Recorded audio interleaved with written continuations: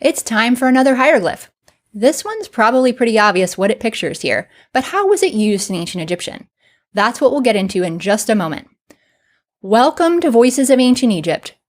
If you're new here, I'd love to have you subscribe and hit that bell so you don't miss future videos like this one.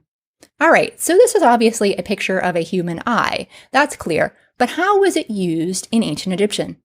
This sign actually represents the sounds of what we call today yod and r. So in English, we pronounce this ear.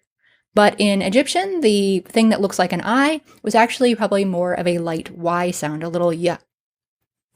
However, this sign can also sometimes be used as a determinative as well. And if you're not familiar with what a determinative is, you should check out my half-hour hieroglyphs, which will tell you all about that. So let's see how this can be used in a word when we're using it for its sound values of ear.